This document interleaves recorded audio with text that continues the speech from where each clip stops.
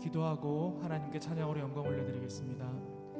하나님, 오늘도 우리를 주의 전에 불러주시고 하나님 말씀 사모하는 그 은혜를 허락하여 주셔서 말씀 앞에 엎드리게 하시니 감사합니다. 오늘도 하나님 말씀으로 새로워지길 간구합니다. 주님, 오늘 임하여 주셔서 수요 사경회 가운데 함께하는 모든 믿음의 백성들에게 주님 말씀으로 충만해지는 은혜 누리게 하여 주시옵소서. 우리가 이 시간에 먼저 하나님께 찬양으로 영광 올려드리길 원합니다. 주님 임하셔서 우리 찬양 받아주시고 홀로 영광 받아 주시옵소서. 예수 그리스도의 이름으로 기도하옵나이다. 아멘.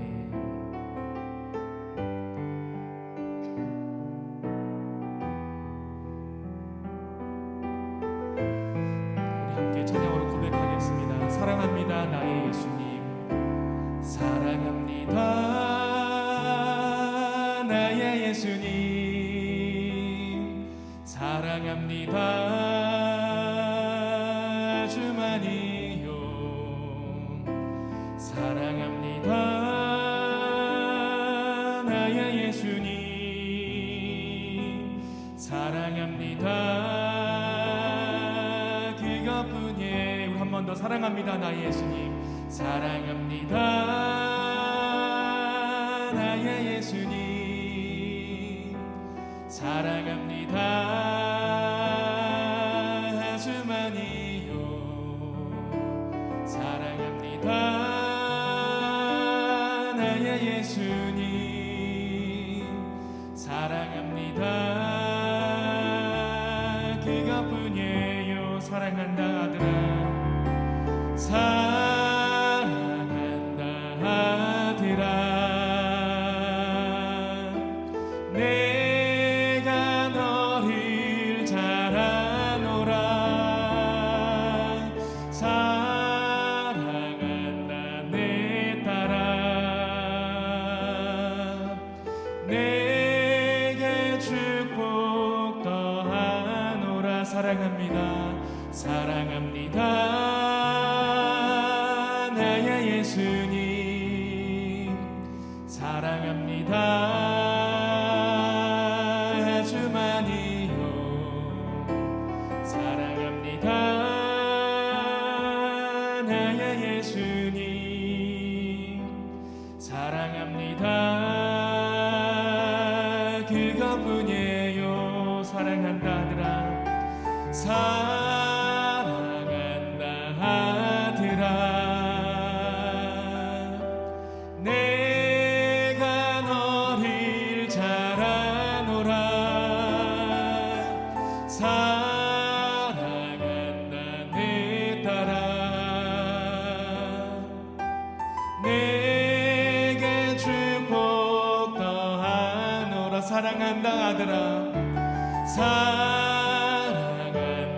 아들아,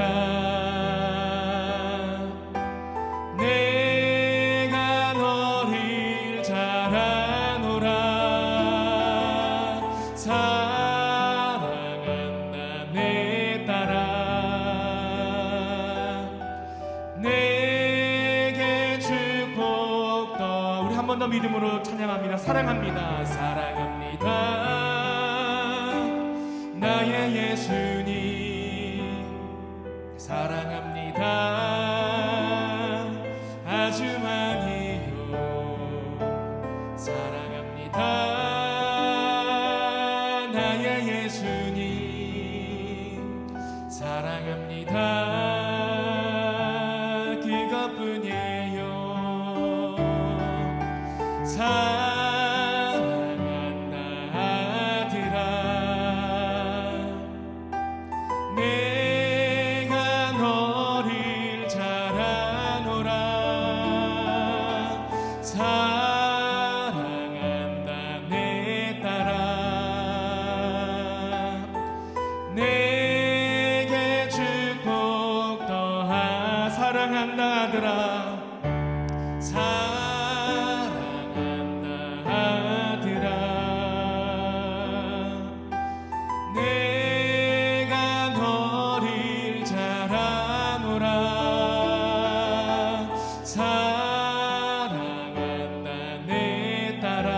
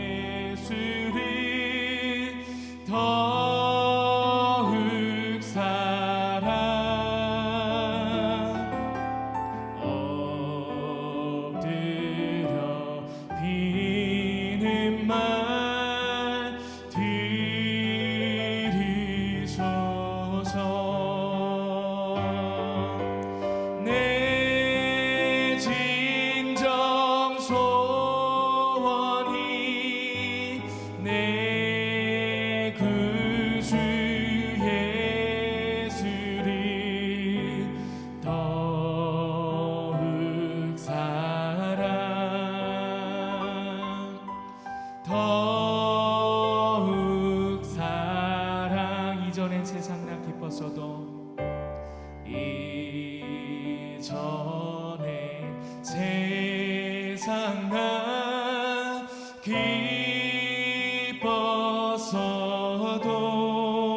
기뻐서도 지금 내 기쁨은 오직 예수 다만 내 비는 말 내 구주 예수를 더욱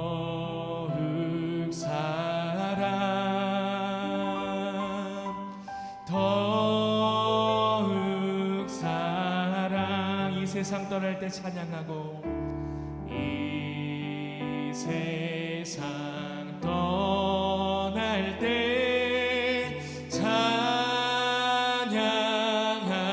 찬양하고 숨질 때 하는 말 이것일세 다만 내 비는 말 내 구주 예수 더욱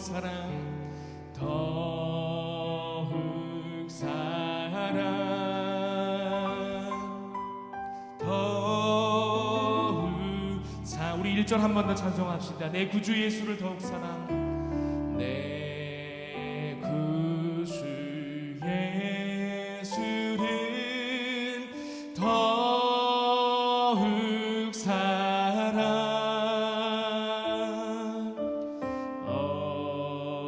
엎드려 비는 말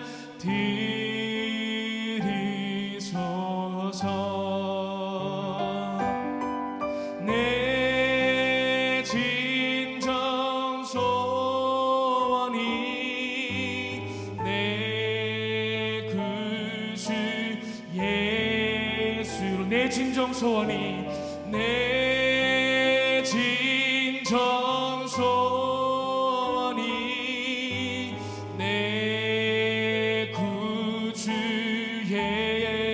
내 진정 소원이 내 진정 소원이 내 구주 예수를 더욱 사랑 더욱 사랑 더욱 사랑 더욱 사랑 더욱 사랑 더욱 사랑 우리 시간 함께 마음 모아 하나님께 기도하며 나아가겠습니다. 하나님 오늘도 우리가 하나님 사랑하여 그 사랑하는 마음 들고 하나님 앞에 나왔습니다. 우리가 하나님의 백성됨을 이 시간 다시금 고백하오매 아버지 하나님 임하셔서 우리의 마음을 받아주시고 이제 이 시간에 하나님의 말씀으로 우리로 먹게 하사 하나님의 말씀 붙들고 살아가는 능력의 백성들로 우리를 새롭게 하여 주시옵소서. 세워주신 주의 종의 입술을 복되게 하시고 하나님의 말씀을 충만케 하셔서 그 입술을 통하여 살아계신 하나님의 말씀만이 왕성히 선포되게 하시고 듣는 모든 이들의 심령이 주의 말씀으로 새로워지고 변화되어지고 능력으로 일어서는 이 시간이 되어질 수 있도록 성령 하나님 역사하여 주시옵소서. 이 시간에 하나님의 말씀의 은혜를 구하며 기도할 때에 주여 한번 부르짖고 기도하며 나아가겠습니다. 주여 하나님 오늘도 우리가 하나님 사랑하여 하나님의 백성됨을 고백하며 주님 앞에 나와 엎드립니다. 하나님 이 시간 하나님 말씀을 구하오매 아버지 하나님 우리 가운데 임하여 주시옵소서. 우리 가운데 임하여 주시옵소서. 하나님 우리에게 말씀하여 주시옵소서. 주의 말씀 앞에 순복하여 엎드려 순종하는 백성들 되게 하여 주시옵소서. 우리가 하나님의 말씀으로 충만케 되어지길 원합니다. 성령으로 충만케 되어지길 원합니다. 하나님 말씀에 붙들림 받은 인생으로 새로워지는 은혜의 시간 갖기를 원합니다. 주여 아버지 하나님 역사하여 주셔서 하나님 앞에 엎드린 모든 심령들 가슴마다 하나님 말씀으로 채워지는 놀라운 은혜가 있게 하여 주시고, 이제는 우리의 삶 가운데 다른 것이 아니라 오직 하나님의 말씀만을 붙들고 능력 되신 하나님 의지하여 그 길 걸어갈 수 있는 믿음의 백성들 될 수 있도록 주님 인도하여 주시옵소서. 이 시간에 세워주신 주의 종을 복되게 하여 주시길 간구합니다. 성령으로 충만케 하시고 그 입술을 복되게 하시고 그 심령 가운데 말씀을 풍성히 거하게 하셔서 아버지 하나님 이 시간 온전히 사용하여 주시옵소서. 이 시간 온전히 사용하여 주시옵소서. 주의 오른손으로 붙들어 주시고 그 입술을 통해 말씀하여 주시옵소서. 듣는 모든 이로 새로워지게 하시고 말씀으로 변화되어지는 능력의 시간 되게 하여 주시옵소서.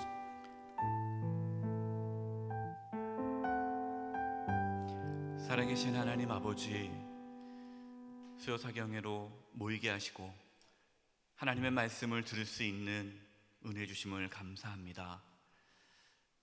저희들 하나님의 말씀을 듣고자 합니다. 들을 수 있는 귀를 열어주시고 말씀을 통하여 하나님의 뜻을 깨달아 알게 해주시고 말씀이 살아 역사하여 우리의 심령을 새롭게 하여 주시옵소서. 하나님의 말씀이 우리의 삶을 주장하기를 원합니다. 하나님의 말씀대로 순종하며 살아갈 수 있는 은혜가 있게 해주시고 하나님의 말씀 붙잡고 살아갈 수 있는 믿음을 이 시간 부어 주시옵소서. 방해하는 악한 세력들을 막아주시고 성령 하나님께서 이 시간 임하여 주시옵소서. 부족한 종입니다. 도구로 사용해 주시고 하나님의 말씀을 바르게 대언할 수 있도록 붙잡아 주시옵소서. 이 시간 하나님께 귀한 예물들이 손길들이 있습니다. 지금까지 지켜주신 주님의 은혜에 감사함으로 감사 예물을 드립니다. 때를 따라 돕는 은혜에 감사합니다. 감사 예물을 드립니다. 또 하나님을 찬양하는 열방이 되기를 원하며 선교 예물을 드립니다. 하나님께서 이 예물을 기뻐 받아주시고 하나님의 영광을 위하여 사용하여 주시고 드린 심령들마다 더욱 감사가 넘치며 열방을 품고 기도할 수 있는 마음을 허락하여 주시옵소서. 주님께 의탁드리옵고 예수님의 이름으로 기도드립니다. 아멘. 할렐루야. 네, 평안하셨습니까? 네, 오늘 이제 왕이신 하나님 두 번째 말씀을 나눕니다. 39쪽입니다.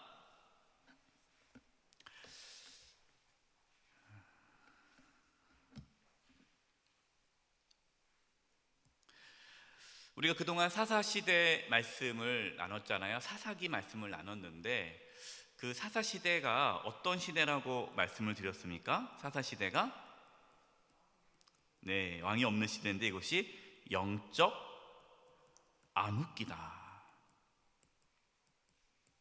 영적 암흑기. 하나님을 섬기고 있어요.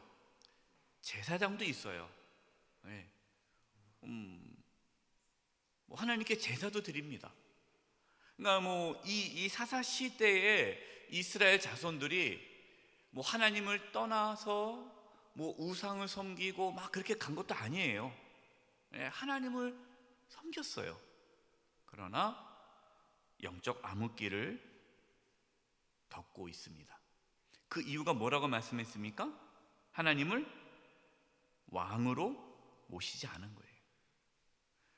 누가 왕입니까? 내가 왕인 거예요. 내가. 각자 자신의 생각대로 사는 거예요. 여러분, 이것이 영적 암흑기를 갖고 오게 되었고 이것이 사사시대의 모습이에요.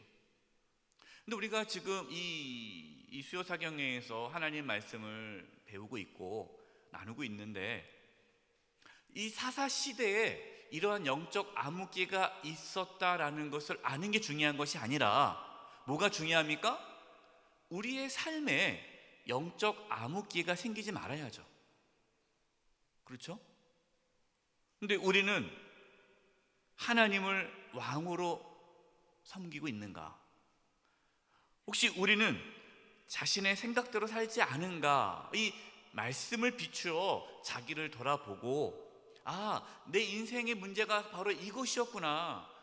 내가 살아가는 데 있어서 그렇게 곤고하고 힘들고 고통스럽고 끊임없이 문제가 나타나는 것이 돈이 문제가 아니라, 가족이 남편이 문제가 아니고 아내가 문제가 아니고 자식이 문제가 아니라, 다른 사람이 문제가 아니라, 사회와 이 환경이 문제가 아니라, 하나님을 왕으로 섬기지 않고 내 생각대로 살았던 내 모습이 잘못되었구나를 깨닫는 게 중요한 거예요.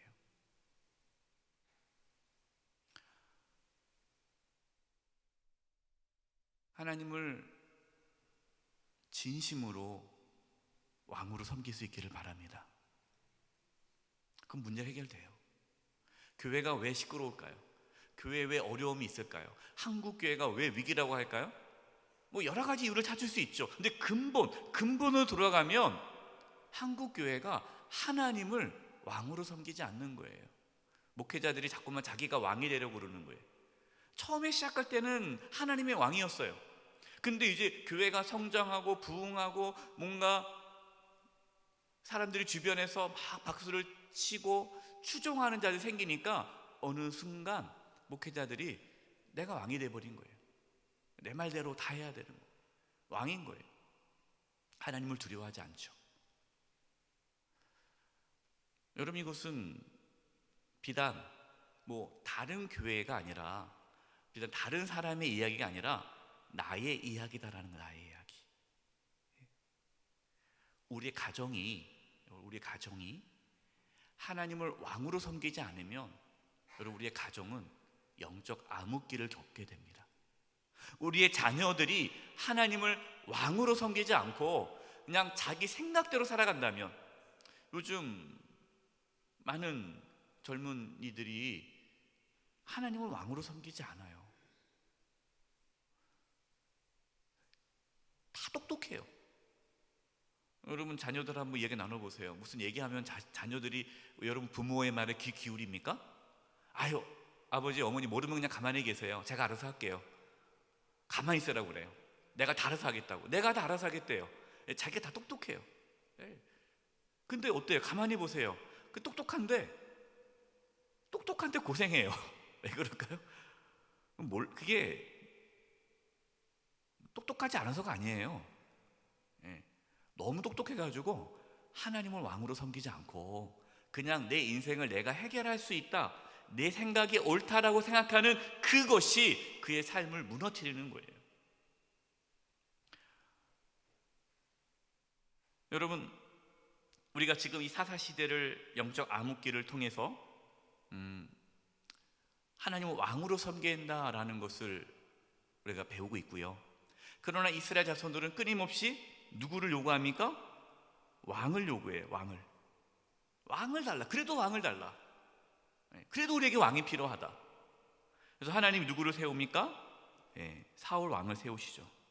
사울을 세우세요. 오늘 말씀은 사울이 어떻게 왕이 되었고 왕으로서 쓰임 받았다가 어떻게 사울이 무너졌는지, 사울이 어떻게 그의 삶이 무너지는 삶을 살았고 결국 하나님께 버림받는 삶을 살았는지, 이 말씀이, 오늘 말씀의 내용이 그거예요.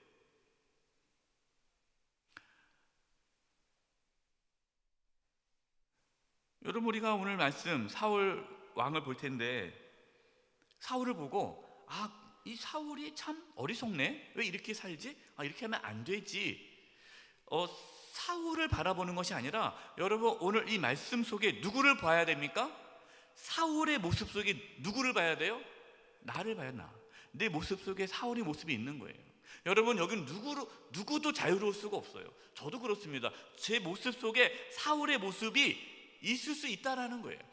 지금은 아니더라도 언제든지 나타날 수 있는 거예요. 그렇기 때문에 우리 자신을 객관화시켜야 돼요. 오늘 말씀을 통해서 내 자신을 객관화, 그러니까 내가 어떤 사람인가를 사울의 모습 속에 나의 모습을 발견하고 경각심, 나도 사울처럼 이렇게 될 수 있구나 라는 생각을 갖고 영적 긴장감을 가져야 돼요. 선주라면 뭐 할 거 조심하라? 넘어질까 조심하라. 선 줄 알면 됐다. 됐다 하는 순간 넘어지는 거예요. 넘어질까 조심하라. 조심하라는 것은 영적 긴장감을 가지라라는 거죠. 여러분, 우리가 오늘 말씀을 통해 이제 사울의 연약함을 보게 되고 죄악을 보게 되고 이렇게 하니까 삶이 무너지는구나, 나도 조심해야겠다라는 영적 긴장감을 가져야 되는데, 여러분, 영적 긴장감을 갖는 데 있어서 가장 중요한 것 중에 하나가 뭘까요? 영적 긴장감을 갖는 데 있어서 자신의 연약함을 잃어버려서는 안 돼요. 내가 연약하구나. 내가 아무것도 아니구나. 정말 내가 먼지와 같구나. 내가 벌레와도 같구나. 내가 너무너무 연약하구나. 여러분, 자신의 연약함을 잃어버리는 순간 영적 긴장감은 사라집니다. 내가 연약하다는 것을 알면요, 하나님을 붙잡을 수밖에 없어요. 하나님을 왕으로 섬길 수밖에 없어요. 내가 연약한데, 내가 너무나 부족한데. 근데 이 자신의 연약함을 잃어버리는 순간 하나님의 통치를 받지 않게 되고 이제 내 생각대로 살기 시작합니다. 여러분, 그때부터 이제 무너지는 거예요. 우리 한번 무너지잖아요? 그러면 회개하기가 어렵습니다. 돌이키기가 어려워요. 그래서 제가 이제 목회를 하면서 참 안타까운 분들을 봅니다. 정말 처음에 훌륭하게 목회를 하셨어요. 늘 겸손하게 목회하셨어요. 하나님 귀하게 쓰셨습니다. 근데 하나님께 귀하게 쓰고 나니까 그게 자기 능력인 줄 알고 영적 교만에 빠져가지고 이제는 그렇게 막 하시는 거예요. 근데 하나님께서 아무리 치셔도 회개를 안 해요. 끝까지 가는 거예요. 우리도 그럴 수 있다는 거 오늘 말씀을 통해 깨닫고 늘 하나님 앞에 자신의 연약함을 고백할 수 있는 저와 여러분 되기를 바랍니다. 이제 보겠습니다. 1번, 왕이신 하나님께서 왕을 허락하심. 사무엘상 9장 16절 17절입니다. 교재에 있습니다. 39페이지. 내일 이맘때에 내가 베냐민 땅에서 한 사람을 내게로 보내리니 너는 그에게 기름을 부어 내 백성 이스라엘의 무엇으로 삼아? 지도자로 삼아. 하나님께서 지도자로 삼으라고 했지 왕으로 삼으라고 말씀하지 않으셨어요? 이스라엘 자손들은 왕을 구했는데 하나님은 왕을 세우지 않고 지도자를 세웁니다. 여러분, 이 단어가 중요해요. 나중에 설명하겠습니다. 그가 내 백성을 블레셋 사람들의 손에서 구원하리라. 내 백성의 부르짖음이 내게 상달되었으므로 내가 그들을 돌아보아노라 하셨더니 17절, 사무엘이 사울을 볼 때 여호와께서 그에게 이르시되 보라, 이는 내가 내게 말한 사람이니 이가 내 백성을 다스리라 하시니라. 이런 말씀 읽어보셨겠지만 이제 사울이 아버지가 나귀를 잃어버렸으니까 나귀 좀 찾아와라. 그래서 나귀 찾다가 못 찾아가지고 나귀가 나귀를 어떻게 찾지 하니까 선지자한테 가서 물어보자. 지금 이 선지자가 어디 계시냐 했더니 어디에 계시다. 이게 찾아가 만난 선지자가 사무엘이죠. 하나님께서 사울을 선지자 앞으로 이끈 거예요. 잃어버린 나귀 찾으러 다닌 거예요. 한번 생각해 보세요, 여러분. 다 큰 어른이에요. 물론 나귀가 소중하겠지만 그렇게 나귀를 찾으러 막 돌아다닐 정도면 그 사람이 평상시에 할 일이 별로 없었겠죠. 그러니까 여러분, 사울은요 특출한 사람이 아니에요. 뭔가 자기 일이 있고 뭔가 영향을 끼치는 게 아니에요. 그러니까 그냥 아버지가 야, 너 그게 할 일 없이 집에 빈둥빈둥 있을 바에는 나귀나 찾아와라, 그런 거예요. 나귀를 찾다가 며칠 동안 나귀 못 찾다가 이제 사무엘을 만나게 된 거죠. 하나님께서 말씀하시는 거예요. 쟤다 바로 쟤. 저 사람을 지도자로 세워라. 근데 얘기합니다. 하나님께서 당신과 당신의 가문을 이제 사용하실 거다. 세울 것이다. 그때 뭐라고 말합니까? 두 번째, 사울의 겸손. 사무엘상 9장 21절 같이 한번 읽어보겠습니다. 시작. 사울이 대답하여 이르되 나는 이스라엘 지파의 가장 작은 지파 베냐민 사람이 아니니까, 또 나의 가족은 베냐민 지파 모든 가족 중에 가장 미약하지 아니하니까 당신이 어찌하여 내게 이같이 말씀하시나이까. 이스라엘 12지파 중에 가장 막내 지파가 베냐민 지파잖아요. 그 이스라엘 야곱의 그 아들들 중에 가장 막내가 베냐민 아닙니까? 그러니까 이 12지파 중에 막내 지파예요. 그러니까 베냐민 지파, 가장 작은 지파죠. 이건 이제 우선순위를 말하는 거예요. 예. 그리고 그 베냐민 지파 중에서 자기 가족이 가장 또 별 볼 일 없는 가족인데, 또 그 가족 중에서 자기도 별 볼 일 없는데 무슨 말도 안 됩니다 하고, 사울은 자신의 연약함을 알고 있었던 자예요. 네. 얼마나 물론 이 열등감하고 이 연약함을 고백하는 거는 뭐 차이가 있지만, 어쨌든 이 사울은 겸손했다라는 거죠. 세 번째, 기름 부음 받은 사울이에요. 이에 사무엘이 기름병을 가져다가 사울의 머리에 붓고 입맞추며 이르되, 누가 세우십니까? 여호와께서. 이게 중요해요. 여호와께서. 뭐 백성들이 세운 게 아니에요. 여호와께서, 하나님께서 내게 기름을 부으사 그의 기업에 무엇으로 삼지 아니하셨느냐. 무엇으로 삼았다라는 겁니까? 지도자. 여러분, 지도자라는 이 단어가요,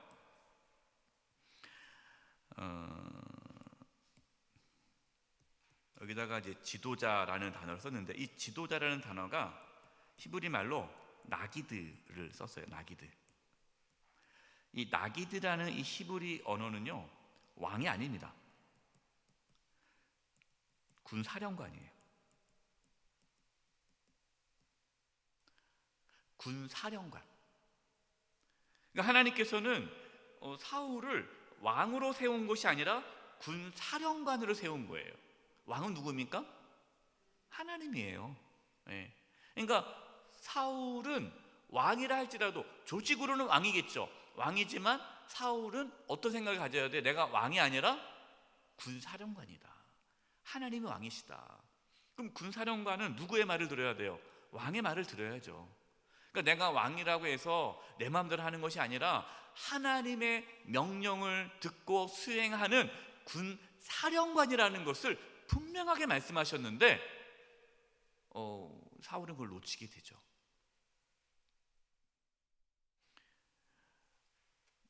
여러분, 우리가 어떤 조직에 있든지 여러분 그 조직의 리더라고 생각해 보세요. 그러면은 여러분이 그 조직의 리더면 최고 리더는 누굽니까? 하나님이라는 거예요. 하나님이 사장님이고 나는 부사장. 네. 그래서 이 하나님 말씀을 듣는 직원이다 생각이 있는 거예요. 영세교회가 하나님이 통치하셔야 되잖아요. 예. 담임 목사가 저지만 제가 지도자가 아니죠. 하나님이 주인이시고 예수님이 교회의 머리시죠. 그럼 모두 다, 저도 포함해서 모든 성도가 다 예수님의 이끄심을 받아야 되는 거예요. 가정도 마찬가지입니다. 여러분의 가정에 누가 지도자입니까? 하나님이 지도자가 돼야 되는 거예요. 이런 분은 있죠. 이 집의 가장이 누구야? 나 아니야. 왜 내 말대로 해야지? 그러면 안 돼요. 여러분의 집의 가장은 하나님이세요? 네, 하나님. 그래서 다 모든 가족이 하나님 앞에 굴복할 때에 그 가정이 평안할 수 있는 거예요. 하나님께서 분명히 지도자로 삼았다, 군사령관, 나기도로 삼았다라는 거예요. 자, 40페이지 네 번째, 하나님의 영의 감동을 받은 사울. 사무엘상 10장 6절부터 보겠습니다. 내게는 여호와의 영이 크게 임하리니 너도 그들과 함께 예언을 하고 변하여 뭐가 되리라? 새 사람이 되리라. 여러분, 사울이 스스로 열심히 뭔가 노력을 하고 뭐 해가지고 훌륭한 사람이 된 게 아니에요. 하나님께서 사울을 지도자가 될 수 있게끔 만드신 거예요. 하나님이 새 사람이 되게 하시는 거예요. 하나님의 영, 성령이 그에게 임하신 겁니다. 여러분, 우리가 어떻게 새 사람이 됩니까? 네, 누구든지 그리스도 예수 안에 있으면 새로운 피조물이라. 이전 것은 지나가지 보라 새 것이 되었도다. 여러분, 우리가 막 이를 악물고 그래 내가 변해야지, 나 이제 착하게 살 거야, 난 이제는 이제 나쁜 짓 하지 말아야지. 여러분, 그래서 우리가 새 사람 되는 것이 아니라 예수님을 믿고 성령이 우리 가운데 임하시면 예수님 안에서 새로운 피조물이 되는 거예요. 여러분, 이게 복음의 능력입니다. 여러분, 복음은요, 우리를 새롭게 하는 능력이 있어요.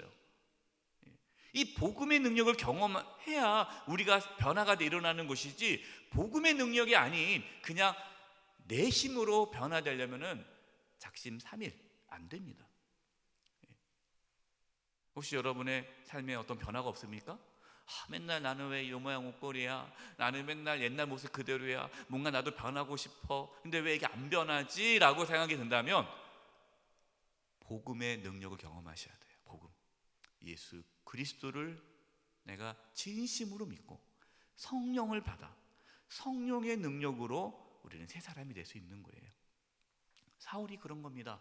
사울이 사실은 너무나 연약해요. 부족해요. 그러나 하나님께서 그에게 하나님의 영을 부어주시고 새 사람이 되게 하셨다. 저와 여러분도 하나님께서 그렇게 하십니다. 예. 그렇기 때문에 우리가 새 사람이 된 것이 내 능력이 아니에요. 하나님의 은혜죠. 7절, 이 징조가 내게 임하거든 너는 무엇을 따라? 기회를 따라 뭐하라? 행하라. 그럼 목사님, 하나님이 다 해주시면 나는 뭐 할 게 없겠네요? 그냥 가만히 있으면 알아서 변화되겠네요? 그렇지가 않아요. 하나님께서 우리에게 감동을 주십니다. 성령을 부어주세요. 그때 우리도 뭐 해야 됩니까? 여기 나오죠. 그 기회를 따라, 하나님께서 우리에게 은혜를 주실 때 그 은혜의 기회를 따라 뭐 해야 돼요? 행하라. 행하는 거예요. 그 하나님의 은혜의 감동에 적극적으로 반응하고 순종해야 되는 거예요. 여러분, 행하지 않으면 하나님의 역사 나타나지 않아요. 하나님께서 우리에게 감동을 주십니다. 너 이제 기도해야 돼. 너 이제 말씀 읽어야 돼. 너 이제 예배 늦지 말고, 제가 가지 말고 일찍 와서 예배 전에 일찍 와서 기도로 준비해. 감동을 줘요. 그럼 어떻게 해야 돼요? 순종하셔야 돼요. 근데 순종을 안 해요. 감동은 오늘 자꾸만 순종을 안 해요. 그러면 어떻게 됩니까? 하나님께서 더 이상 우리의 삶에 역사하지를 않으세요. 하나님의 역사에 우리가 반응해야 돼요. 그때 스파크, 그때 변화가 나타나는 거예요. 네. 너는 기회를 따라 행하라. 하나님이 너와 함께 하시느니라. 9절, 그가 사무엘에게서 떠나려고 몸을 돌이킬 때에 누가요? 하나님이 무엇을? 새 마음을 주셨고. 할렐루야. 하나님께서 이 시간 저와 여러분 가운데 새 마음을 주시기를 바랍니다. 새 마음, 얼마나 놀라워요. 새 마음, 새로운 마음. 그 전에 이 사울에게 어떤 마음이 있었습니까? 두려운 마음, 불안한 마음, 열등감. 내가 뭔데? 나는 뭐 할 수도 없고, 내 같은 자가 뭐, 그냥 쭈그러진 마음, 소망이 없는 마음. 근데 이제 그 말씀에 따라 움직이니까, 행하니까 하나님께서 새 마음을 주시는 거예요.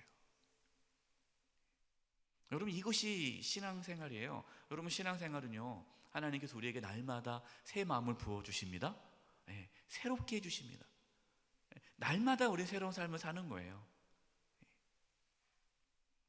그런 분들은 죽겠네라는 말이 안 나와요. 살겠네.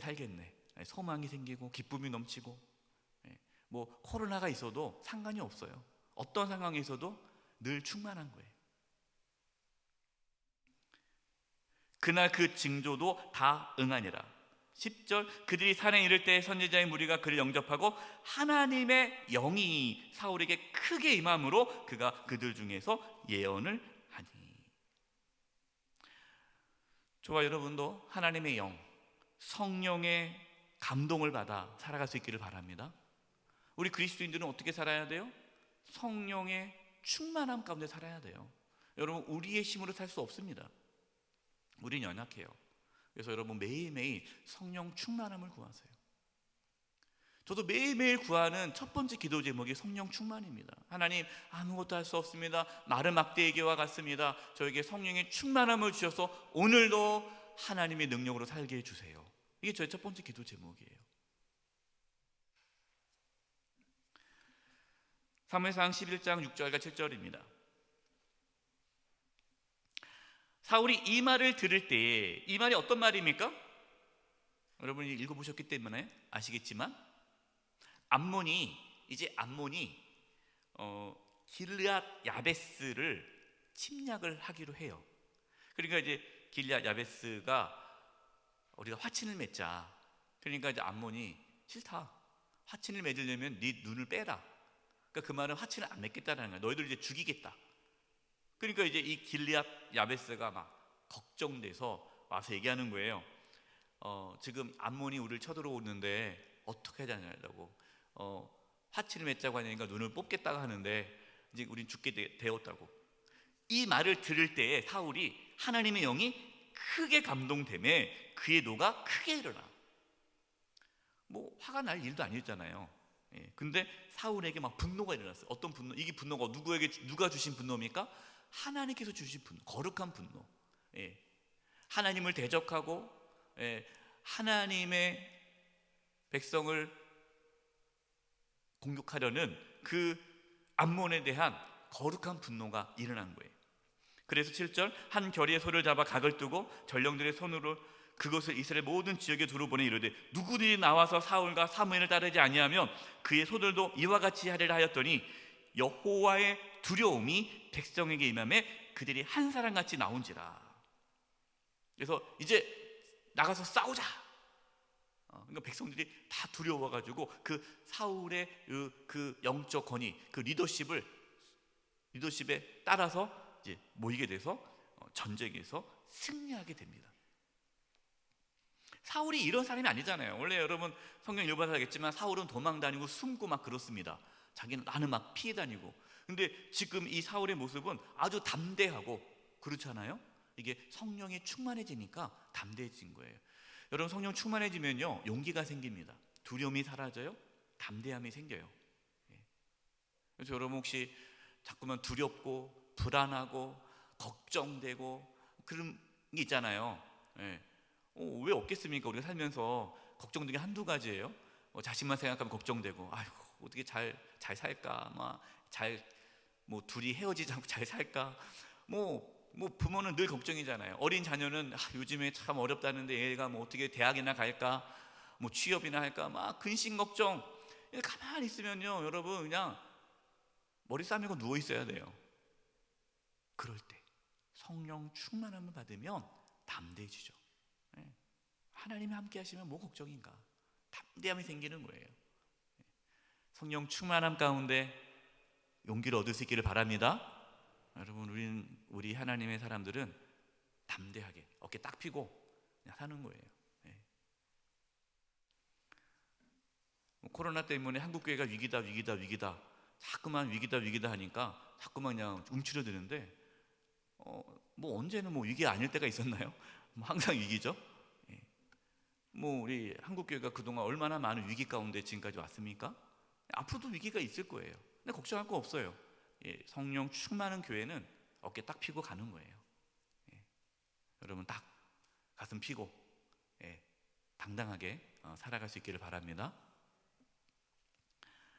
이 전쟁이 승리해가지고 이제 백성들이 사울을 왕으로 삼자고 막 추앙을 하죠. 그래서 이제 사울을 왕으로 세우게 됩니다. 그때 이제 사무엘이 경고를 해요. 이제 사울을 왕으로 세운 다음에 경고를 하는데 그 경고가 사무엘상 12장에 나옵니다. 너희가 암몬 자손의 왕 나하스가 너희를 치러 옴을 보고 너희의 하나님 여호와께서는 너희의 왕이 되심에도 불구하고, 그러니까 하나님의 왕이신데 하나님의 왕이심에도 불구하고 너희가 내게 이르기를 아니라 우리를 다스릴 왕이 있어야 하겠다 하였도다. 13절, 이제 너희가 구한 왕, 누가 구한 왕입니까? 너희가, 하나님이 주신 왕이 아니에요.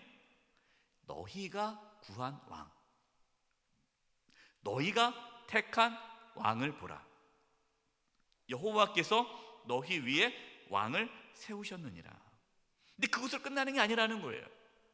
왕이 세워졌다고 해서 자동적으로 너희들이 평안하고 이제는 다른 나라와 같이 왕이 있으니까 우리가 안전하겠다 생각하지 말아라. 왕이 세워졌다 하더라도 너희가 어떻게 하지 않으면 24절, 우리 24절 보겠습니다. 시작.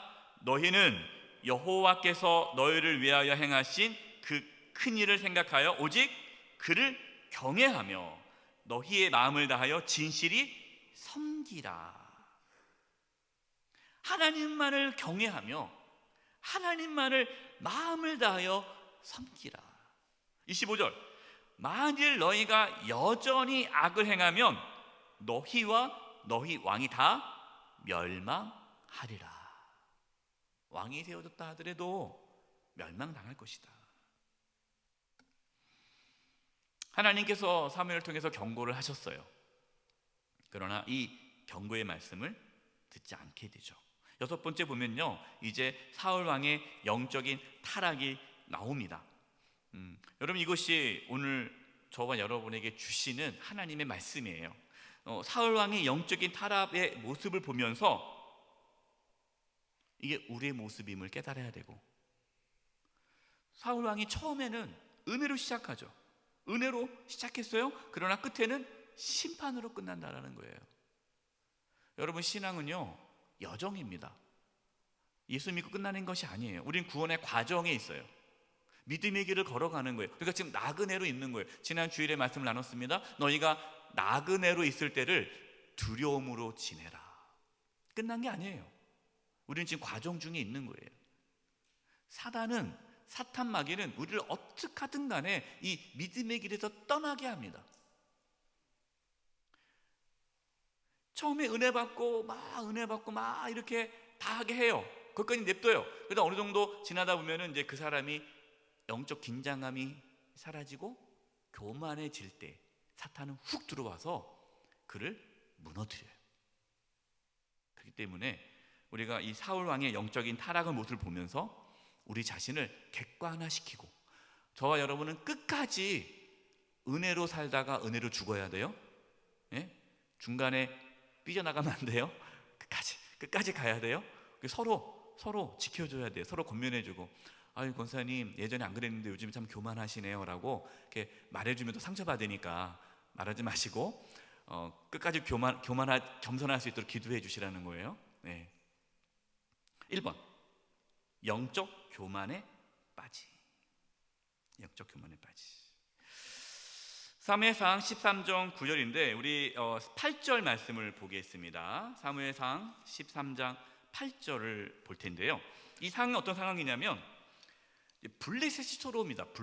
블레셋이 쳐들어오는데 이제 전쟁을 나가기 전에 하나님께 제사를 지내고 하나님의 뜻을 따라 나가야 돼요. 항상 그랬단 말이에요. 근데 블레셋이 쳐들어오는데, 그리고 이스라엘 백성들이 군사가 모였습니다. 그런데 사무엘이 안 오는 거예요. 사무엘이 와서 이 제사를 진례를 해야 되는데 사무엘이 안 와요. 그래서 사무엘상 13장 8절, 교재에는 없습니다. 교재는 9절부터 있는데 여러분 성경 8절을 보세요. 제가 읽을게요. 사무엘상 13장 8절. 사울은 사무엘이 정한 기한대로 이레 동안을 기다렸으나 사무엘이 길갈로 오지 아니하매. 이 길갈에 언약궤가 있잖아요. 법궤. 그 당시 이 길갈이 성막, 이 지성소가 있던 곳입니다. 이 길갈로 오지 아니하매 백성이 사울에게서 흩어지는지라. 사무엘이 와서 빨리 이거를 제사를 지내고 그리고 하나님께서 우리와 함께 하신다 하면서 나가 싸워야 되는데 사무엘이 안 오는 거예요. 안 오니까 백성들이 왜 안 오지? 왜 안 오지? 하면서 그럼 우리 그냥 가자. 막 이게 이 마음이 흐트러지는 거예요. 그래서 백성들이 이제 돌아가려고 그러는 거예요. 싸워야 되는데. 그때 사울이 어떻게 했습니까? 9절 우리 교재 보십시오. 사울이 이르되 번제와 화목제물로 이리로 가져오라 하여 번제를 드렸더니, 여러분 이 번제와 화목제물은 누가 드릴 수 있어요? 제사장만 드릴 수 있는 거예요. 그러니까 사무엘이 제사장이기 때문에 사무엘이 집례를 해야 되는 거예요. 그런데 급하니까 그냥 번제 화목제 갖고 와라 해서 이 사울이 자기가 제사를 집례해 버리는 거예요.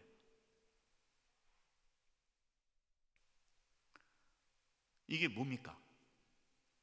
이게 영적 교만인 거죠. 하나님께서 말씀하신 대로 제사를 지내야 되는데 이게 중요하지 않은 거예요. 하나님의 말씀의 권위를 무시하는 거예요. 영적 권위를 무시하는 거예요. 13절 사무엘이 사울에게 이르되 왕이 망년대에 행하였도다. 왕의 하나님 여호와께서 왕에게 내리신 명령을 지키지 아니하였도다. 그러니까 사울은 어떻게 해야 돼요? 기다려야죠. 백성이 다 갔어요. 그래서 기다려야 돼요. 왜? 어차피 하나님께서 하실 거니까 하나님 말씀에 순종해야죠. 여러분 우리가 처음부터 하나님 말씀을 어기지 않아요. 처음에는 하나님 말씀대로 하려고 합니다. 근데 뭐라고 그래요? 상황이 여의치 않았어요 목사님, 이해해 주세요. 저도 말씀대로 살려고 했는데요 상황이 여의치가 않아서 어쩔 수 없었어요. 그럼 상황이 여의치 않아도 우리는 끝까지 말씀대로 순종하셔야 돼요. 그리하였더라면, 끝까지 하나님 말씀을 지켰더라면 여호와께서 이스라엘의 왕의 나라를 영원히 세우셨을 것이거늘. 14절 읽겠습니다. 시작. 지금은 왕의 나라가 길지 못할 것이라 여호와께서 왕에게 명령하신 바를 왕이 지키지 아니하였으므로 여호와께서 그의 마음에 맞는 사람을 구하여 여호와께서 그를 그의 백성의 지도자로 삼으셨느니라 하고. 이 말씀 보고 하나님 너무하시네, 딱 한 번 실수했다고 어떻게 그렇게 내치시나 라고 볼 수 있겠지만, 여러분 이것은 하나의 사건이죠. 그 전부터 이 사울 왕 마음은 이미 하나님을 떠나다라는 걸 우리가 알 수 있어요. 하나님을 두려워하지 않은 거죠. 그러니까 하나님께서는 그 마음을 아시고, 사울의 마음을 아시고 이제 마음을 접으신 거예요. 얘는 아니구나.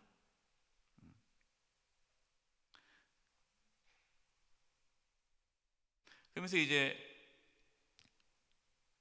이제 사건이 있고, 우리가 여기 뭐 교재는 없습니다. 시간 지면상 뭐 놓지를 못했는데 한번 여기서 넘어가고 싶은 게 뭐냐면 사무엘상 14장 6절입니다. 교재는 없어요. 성경 보겠습니다.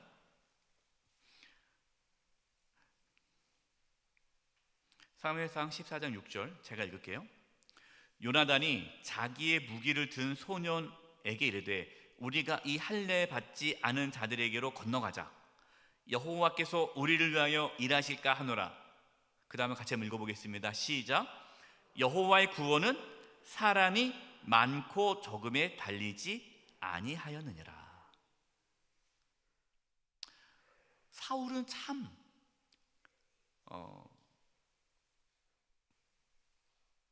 하나님 앞에 온전한 모습을 보이지 않았는데 그의 아들 요나단은 믿음의 모습을 보이죠. 하나님의 구원은 사람이 많고 적음에 달려있지 않다. 그러니까 우리가 블레셋과 가서 싸우자. 너무 대단하죠. 단 둘이 올라가서 싸우는 거예요. 하나님께서 함께 하시면 우리는 이길 수 있다. 그 앞에 아버지는 어땠습니까? 백성들이 흩어지니까, 백성들이 흩어지면 전쟁에서 진다고 생각하는 거예요. 그러니까 군사가 많아 이긴다는 거죠. 여러분 대조죠. 여러분 전쟁은요 하나님 손에 달려있는 거예요. 여러분 우리의 인생, 우리 인생의 삶의 승패가 하나님 손에 달려 있음을 믿으시기 바랍니다. 돈이 있고 없고가 아니에요. 다른 게 우리의 삶의 승패를 좌우하는 것이 아니라 하나님이라는 거예요. 하나님. 이 믿음이 있어야 돼요. 그러니까 요나단과 같은 믿음이 있어야 되는 거죠. 그래서 결국 여러분 그 싸움에서 사실 그 싸움은 질 수밖에 없는 싸움이에요. 왜? 이 사울이 그냥 먼저 제사를 먼저 지내버리면 하나님께서 이제는 버리셨거든요. 그럼 그 전쟁에서 하나님이 함께하지 않으면 이길 수가 없어요. 근데 블레셋 전쟁에서 승리합니다. 그 이유가 뭐냐? 요나단 때문이에요. 요나단이 믿음으로 나아간 거예요. 하나님께서 그 요나단을 보시고 이 블레셋과 전쟁에 승리케 하십니다.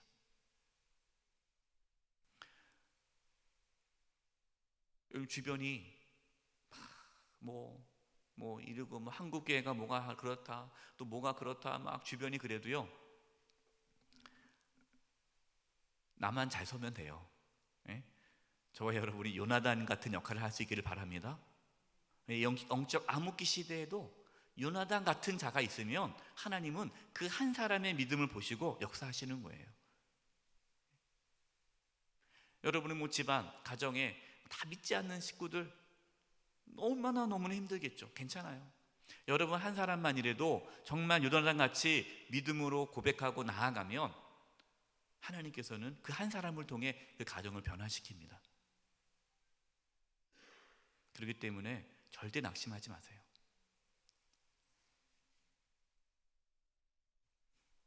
이제 전쟁에서 블레셋과 전쟁을 하는데 사울이 뭐라고 얘기합니까?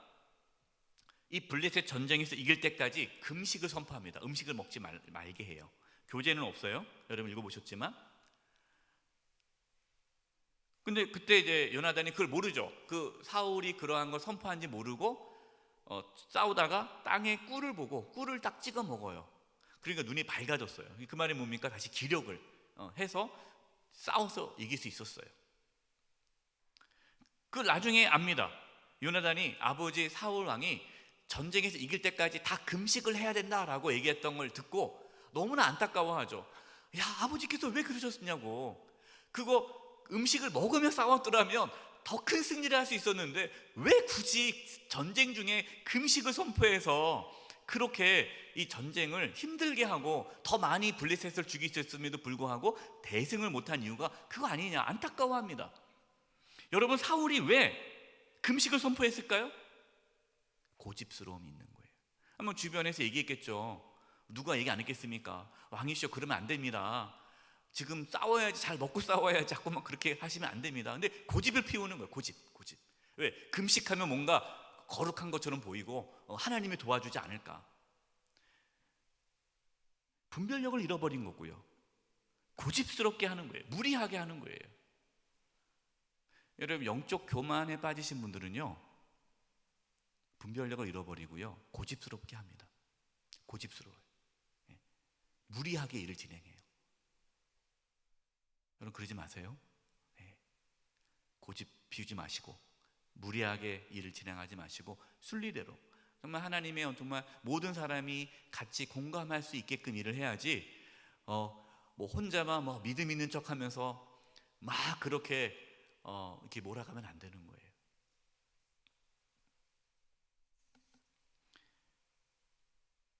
두 번째, 하나님의 후회가 나옵니다. 사무엘상 15장 11절. 내가 사울 왕으로 세운 곳을 후회하노니 그가 돌이켜 나를 따르지 아니하면 내 명령 행하지 아니하였으므로 하신지라. 사무엘이 근심하여 온 밤을 여호와께 부르짖으니라. 여러분 하나님께서 사울을 왕으로 세운 것을 후회하신다라고 말씀합니다. 아니 성경에 하나님은 후회하지 않으신다고 그랬는데 또 후회하신다고 그러잖아요. 하나님께서 왜 어떻게 후회할 수 있을까요? 이게 뭘 이게 말씀하신 겁니까? 여러분 하나님은요 우리의 삶을 운명처럼 만들지 않으셨다라는 겁니다. 열어놓으셨다. 하나님은 열어놓으셨어요. 그게 무슨 말이냐? 하나님께 사울을 왕으로 세우셨어요. 그래서 그가 끝까지 왕으로서 훌륭하게 할 수 있도록, 물론 하나님께서 은혜를 주시지만 그 사울이 본인이 그것을 거부하고 밀어내고 끝까지 순종하지 않으면 하나님은 어쩔 수 없이 하나님의 뜻을 돌이키신다라는 거예요. 그러니까 정해진 게 아니에요. 운명론이 아니에요. 그렇기 때문에 여러분, 운명론이 아니기 때문에 우리가 하나님의 말씀에 순종하느냐 순종하지 않느냐에 따라서 우리 앞으로의 삶이 달라진다라는 거예요. 이게 중요합니다. 여러분, 그동안 우리가 어떻게 살아왔는지가 중요하지 않아요. 앞으로 살아가는 게 중요하죠. 그러면 앞으로 살아가기 위해서 중요한 게 뭡니까? 오늘이에요. 오늘. 여러분, 오늘 하나님 말씀에 순종하는 자는 내일이 새롭게 열려요. 근데 오늘 순종하지 않으면 내일은 또 닫힙니다. 하나님께서 우리에게 놀라운 계획이 있어요. 정말 하나님께서 우리에게 축복을 부어주시기를 원해요. 그런데 우리가 오늘 하나님 말씀에 순종하지 아니함으로 그 모든 것이 닫혀질 수 있다는 거예요.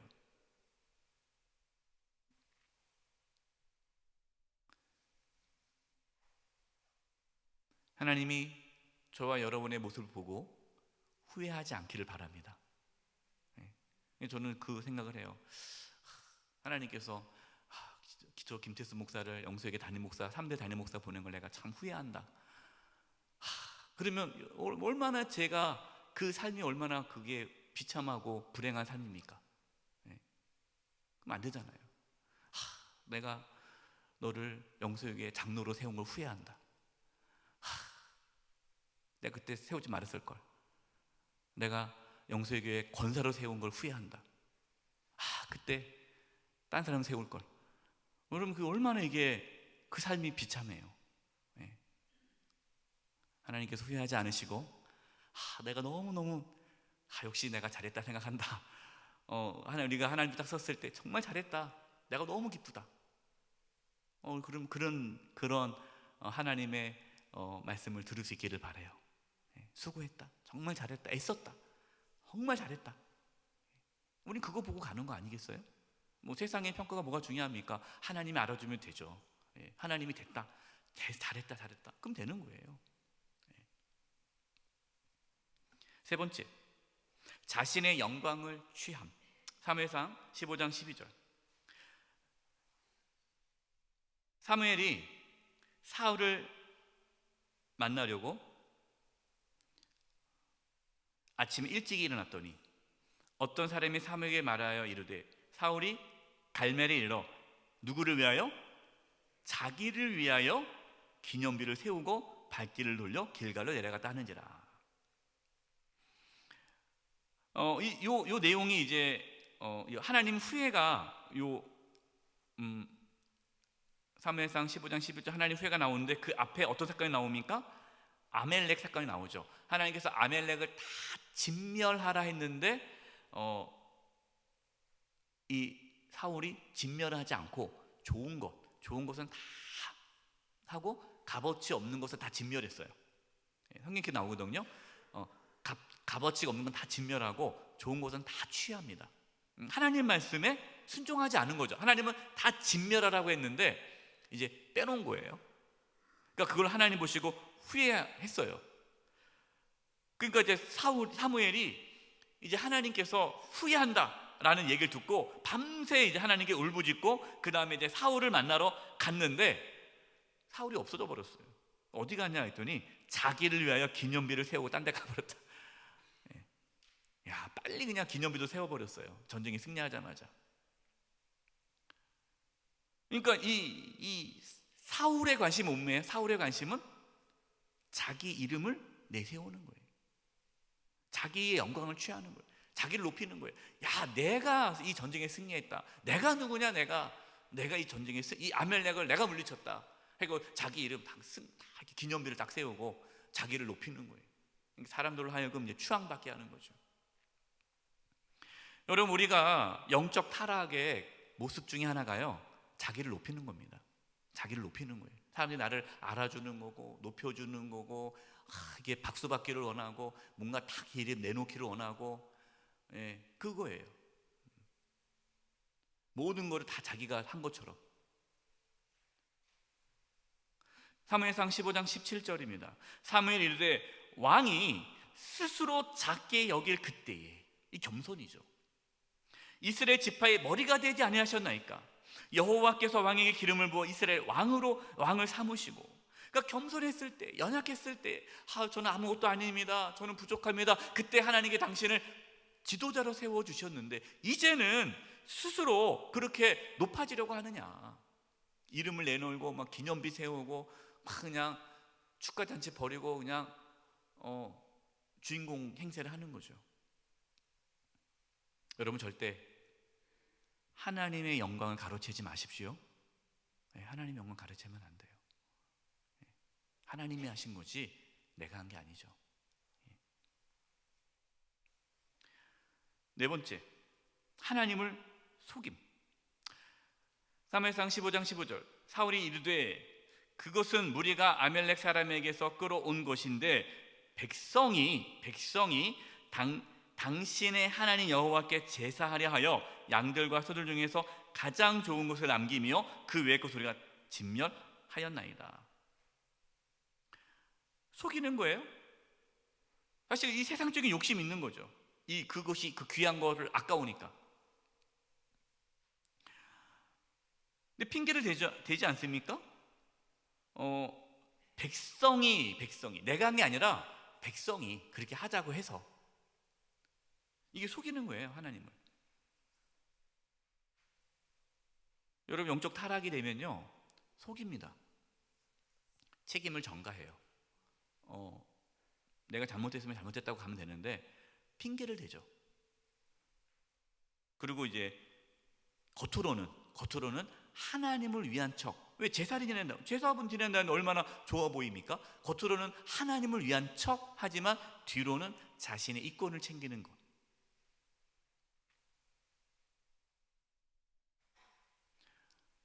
교회가 그럴 수 있어요. 하나님을 위한다고 하지만 목회를 하나님을 위해서 목회하는 것이 아니라 자기를 위해 목회할 수가 있는 거예요. 자기 이름을 내세우려고. 그래서 목회자 중에 그런 분들이 있습니다. 어떻게 하든 간에 자기를 띄우고 싶어가지고 목회는 제대로 하지 않고 그냥 집회만 다니는 거예요. 언론 플레이하고. 여러분, 그것은 안 되죠.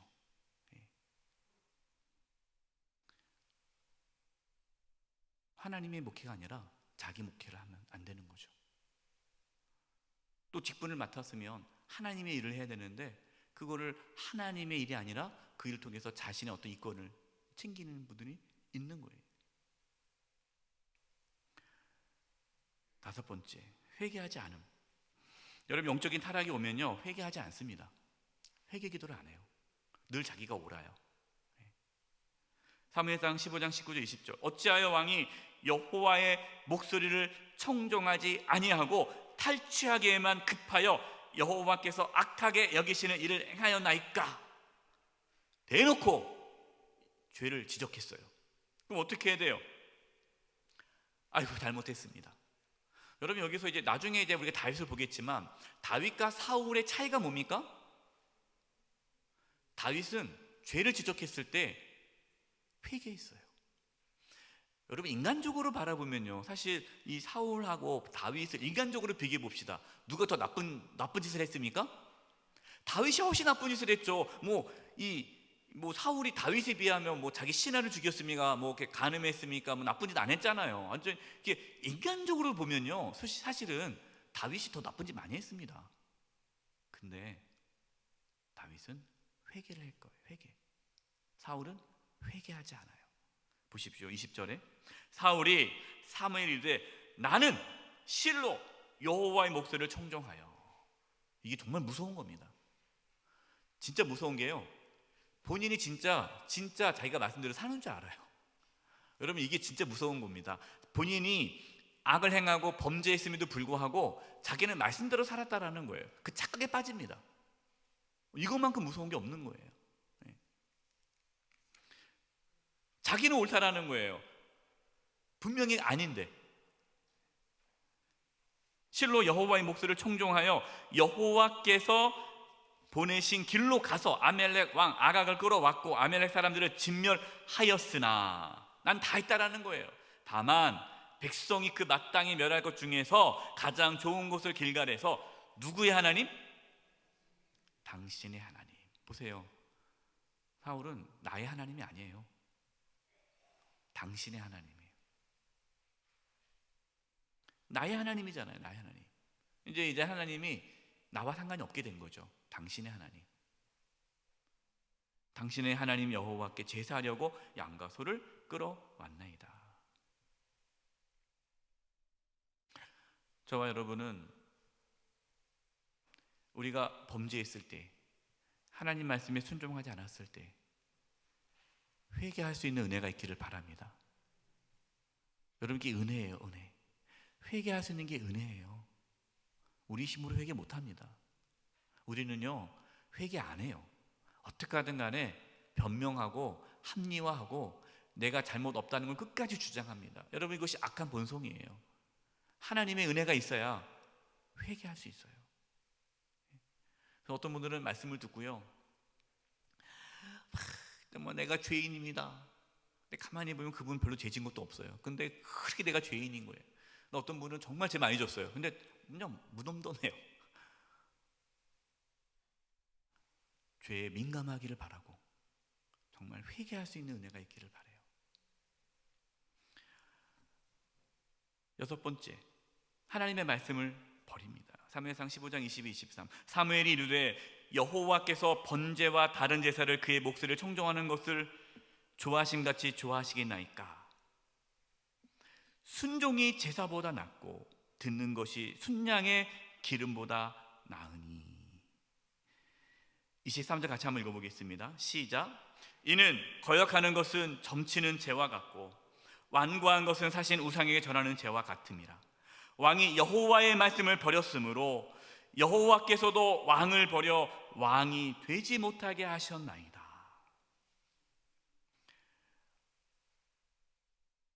사울이 하나님의 말씀을 버렸다. 하나님 말씀 버린 것이 누구를 버린 거예요? 하나님을 버린 것이다. 순종이 제사보다 낫다. 듣는 것, 하나님 말씀을 듣는 것, 하나님 말씀에 순종하는 것이 순양의 기름보다 낫다. 내가 하나님께 뭐 제사하려고 양 잡았습니다. 좋은 거 내가 갖고 왔다고. 그럼 하나님 기뻐하실 거 아니냐고? 아니다. 여러분, 우리가 착각이 있는데요, 우리가 하나님께 예배만 잘 드리면 예배만 드리고 주일 성수만 하고 우리가 뭐 헌금 생활만 하고 교회 봉사만 하면 다 하나님께서 봐준다고 생각을 해요. 여러분, 그렇지 않습니다. 하나님께서 우리에게 요구하시는 것은요, 순종이에요. 순종. 순종이 없는 예배는 하나님께서 기뻐하지 않아요. 근데 안타까운 게 순종은 안 해요. 그러면서 눈에 보이는 것만 거기에 집착하는 거예요.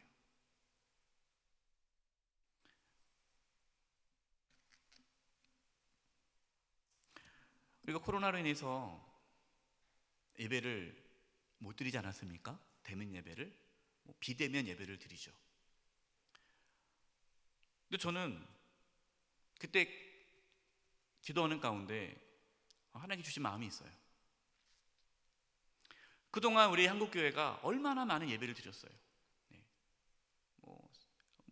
예배도 1부, 2부, 3부, 4부 계속 예배 드리죠. 찬양 예배, 수요 예배, 새벽 예배, 금요 예배, 또 구역 예배, 또 각 공동체 예배. 아마 예배를 따지면요, 엄청나게 예배 드려요. 예배를. 근데 맨날 싸우는 거예요. 교회에 와서 예배는 드리는데 집에서 싸우는 거예요. 예배 드리고 집에 가서 싸워요. 예배 드리고 교회에서 싸워요. 성도끼리 싸워요. 가족끼리 싸워요. 교회끼리 싸워요. 계속 싸움만 하는 거예요. 예배드리고 한 주간 동안 삶을 살아가는데 새벽기도 드리고 수요 예배 드리고 예배는 잘 드려요. 그런데 직장에서 각자의 삶의 자리에서 순종하지 않아요. 하나님께서 얼마나 힘드셨겠어요. 그래서 좀 멈췄다고 봅니다.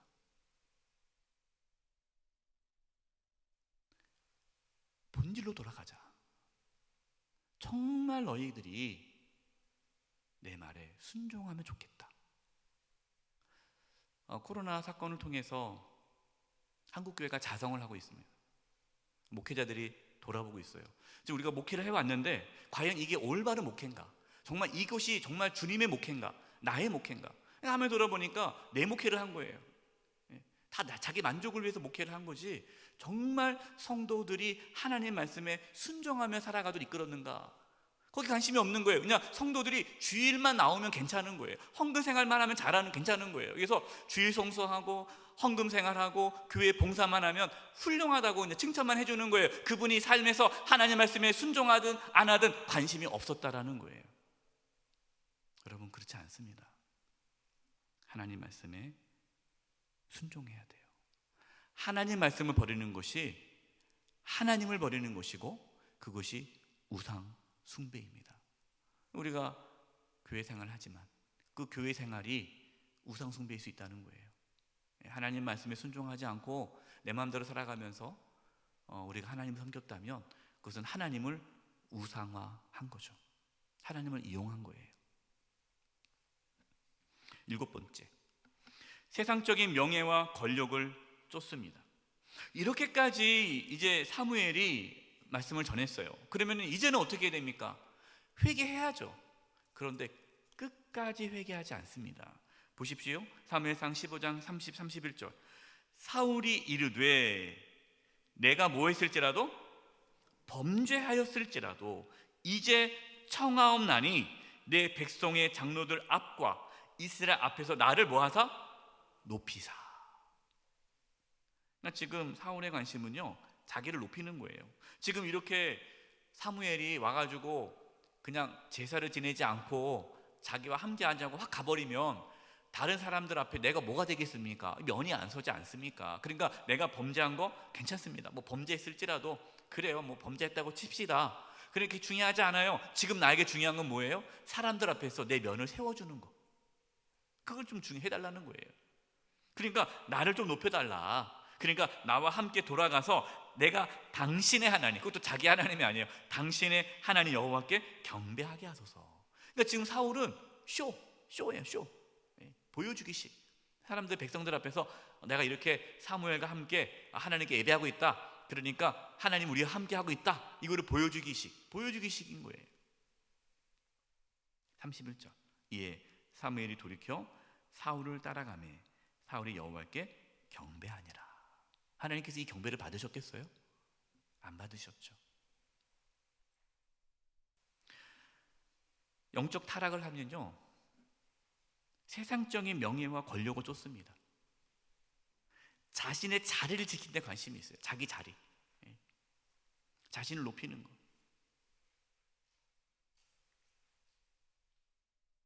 그러면 안 되죠. 결론입니다. 여러분, 우리가 이 사사시대와 이 사울 왕의 모습을 보면서 우리가 깊이 깨달아야 될 메시지는 하나님은 왕이시다라는 거예요. 하나님 왕이시다. 하나님의 다스림을 받을 때 가장 행복한 삶을 살 수 있는 거예요. 사탄은 하나님보다 다른 것이 우리를 다스리도록 유혹을 합니다. 이 돈이 될 수 있고요, 자식이 될 수 있고요, 성공이 될 수 있고요, 명예일 수 있고요, 쾌락일 수 있어요. 그거를 얻기 위해서, 그것이 나를 다스리게 되면 여러분, 그것은 우상숭배가 되는 거예요. 그래서 놀라운 것은 교회 생활 열심히 하지만 하나님이 아닌 우상을 섬길 수도 있다는 거죠. 목회를 열심히 하지만 목회를 열심히 해요. 세상적으로 성공한 목회자예요. 그러나 하나님 보시기에는 그 목회자는 우상 숭배자일 수 있어요. 이스라엘 자손들은 하나님을 이용했습니다. 하나님을 이용한 거예요. 사울도 하나님을 이용했죠. 저와 여러분은 끝까지 이 영적 긴장감, 우리가 언제든지 영적으로 타락할 수 있다는 그 자신의 연약함을 깨닫고 선주라면 넘어질까 조심하라. 늘 말씀과 기도로 하나님 앞에 깨어있기를 바랍니다. 우리가 연약해요. 연약하기 때문에 서로 기도해주고 서로 말씀을 나누고 서로 붙잡아주고 서로 권면해 주는 거예요. 그래서 우리 모두 다 끝까지 한 사람도 벗어나지 않고 끝까지 믿음의 길을 잘 걸어 하나님 앞에 서는 그 은혜가 있기를 간절히 축원드립니다. 기도하겠습니다. 하나님 아버지, 저희들 연약합니다. 선주라면 넘어질까 조심하라. 영적 긴장감을 갖게 해주시고 교만하지 않게 해주시고 끝까지 하나님을 왕으로 섬기며 살게 하여 주시옵소서. 저희 영세교회가 끝까지 하나님을 왕으로 모시고 오직 예수님만이 교회의 머리가 되는 교회가 되게 하여 주시고 이를 위하여 한마음 한뜻 돼서 끝까지 주님의 길을 걸어갈 수 있도록, 믿음의 길을 걸어갈 수 있도록 우리 성도님들 지켜 주시옵소서.